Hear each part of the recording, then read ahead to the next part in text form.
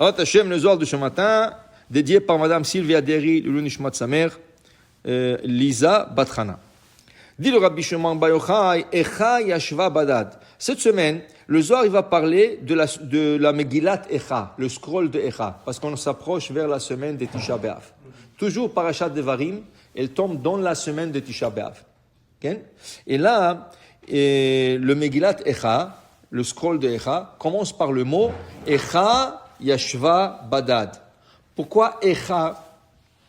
On dit, la Gemara dit, quand quelqu'un écrit un livre, toujours il faut appeler le livre quelque chose qui fait insinuation à son prénom ou à son nom.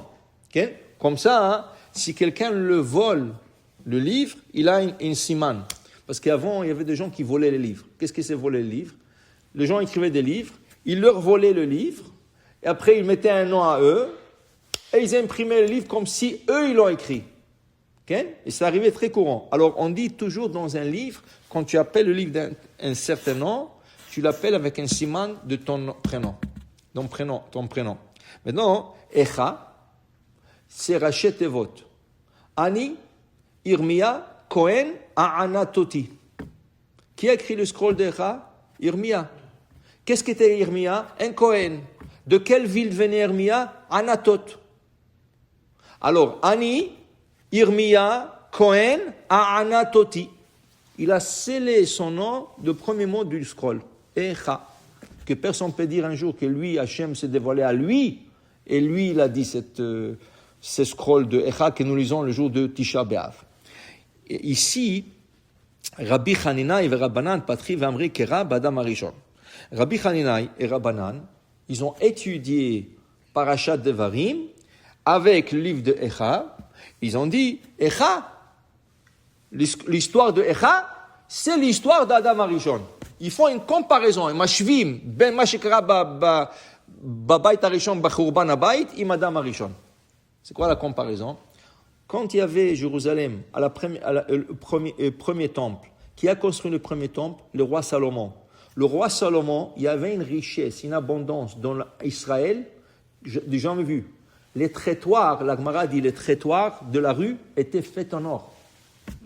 Personne n'est venu de la maison avec des marteaux pour casser un morceau, pour prendre la maison. Pourquoi? Vezahav kechol hayam.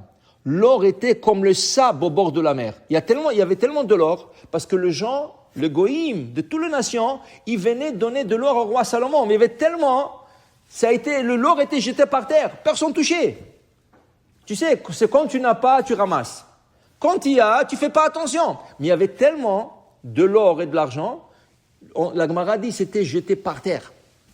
Et les gens, qu'est-ce qu'ils faisaient à l'époque du roi Salomon? Ishtachat gafno vetachat enato. L'omdim Torah kolayom.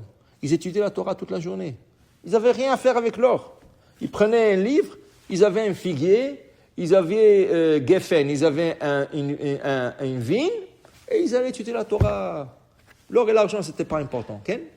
Jusqu'à que le Beth Amikdash, malheureusement, a été détruit. Tout cet or et argent est parti en Babylone. Okay? Premier temple. Okay? La même chose, il dit Adam Arishon. Adam Arishon, il avait le bonheur qui n'existe pas. D'abord, où est-ce qu'il était? Il était au paradis. Gan Eden. Il était au Gan Eden. Le Malachim venait lui retirer son manger. La Midrash, il dit Malachim ayubaim machinim lo'ochel Adam Arishon. Il lui préparait à manger. Okay? Il lui donnait à boire. Ayu sortim lo anavim. Sim lo yain. Il lui redonnait à boire. Quel Gan Eden noya, Adam Arishon. Waouh. Okay? Et qu'est-ce qui est arrivé? Il est venu le Nahash. Le serpent est venu. Il a commencé à parler à Hava, petit à petit, jusqu'à il lui a causé la faute d'aller manger et goûter Metz Adaat. Okay? Et qu'est-ce qui est arrivé? Hachem lui a dit, lo shama atali, tu m'as désobéi, out. Sors. Okay? Même chose. Bet Amikdash Arishon, Hachem leur a donné une abondance, je vous ai donné l'or et l'argent, regardez là, tout ça. Vous ne m'avez pas écouté, vous avez fait Avodah Zara, Giloy Arayot, adultère, Shvichut Damim, vous êtes tués entre vous, alors vous ne méritez rien. Out. Ou out, exil, Babylone. Okay? Alors le Chaverim, Rabbi Hananai et Rabbanan, quand ils étudiaient le scroll de Echa, il faisait une comparaison avec Adam Arishon. Okay? C'est la même chose. Qui veut dire, les situations reviennent, mais ceux qui jouent le rôle sont différents. Toujours, Kol hamatzavim shayu pa'am chozrim al atzmam. Ça revient.